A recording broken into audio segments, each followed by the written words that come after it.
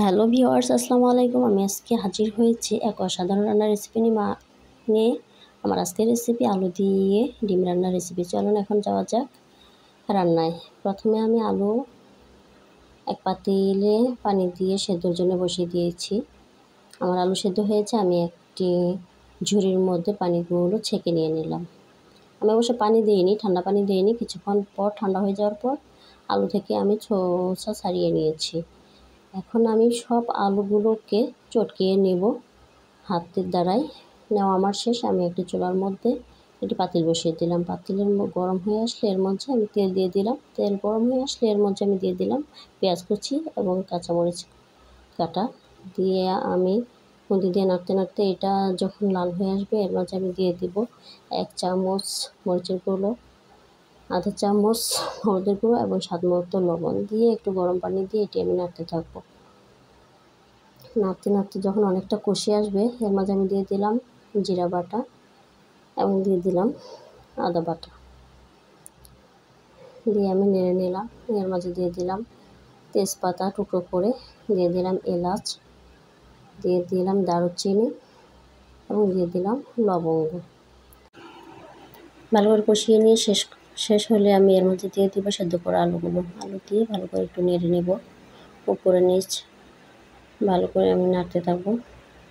আমার নাড়া হয়ে গেছে, আমি এর মধ্যে দিয়ে দিলাম একটু গরম পানি দিয়ে আমি আবারও নাড়াবো। একটু সুন্দর করে নেড়ে নিলাম। এখন একটু আমি ঢেকে দিলাম। কিছুক্ষণ পর জাল হওয়ার পর আমি আবারও ঢাকনা করে দেখলাম পানিটা অনেকটা শুকিয়ে গেছে।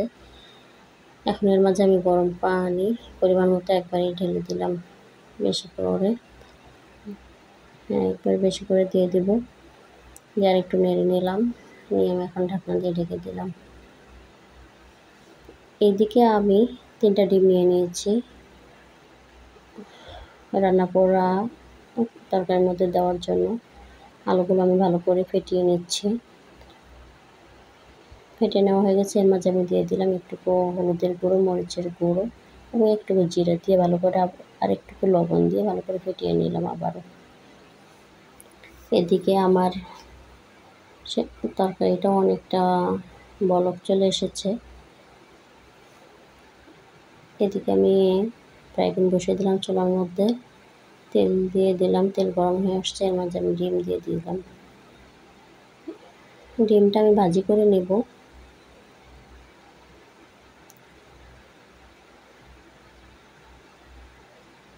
ভালো করে আমি ডিমটা উল্টিয়ে ভাজে নিচ্ছি। ভাজ করে নিয়ে নিলাম। এখন আমি ডিমটাকে ভালো করে ভেজে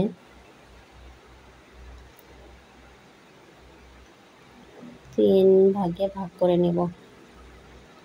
রান্নাটা যদিও খুব অল্প খরচে রান্নাটা শেষ করা যায়।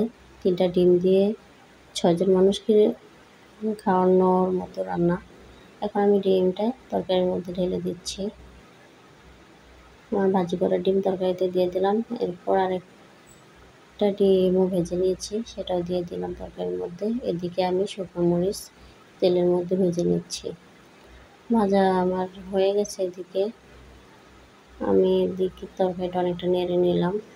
দিয়ে দিলাম, আমার তরকারি হয়ে এসছে। এর মধ্যে দিয়ে দিলাম জিরার গুঁড়ো। আমি আবারও ঢেকে দিলাম। ঢেকে দিয়ে কিছুক্ষণ পর আমার তরকারিটা হয়ে গেছে। এখন আমি এটা উঠিয়ে নেব একটা পাত্রে।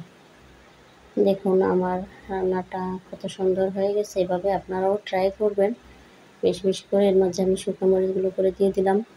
বেশি বেশি করে আমার ভিডিও দেখবেন, আমি যেন নতুন কোনো ভিডিও নিয়ে আবারও হাজির হতে পারি।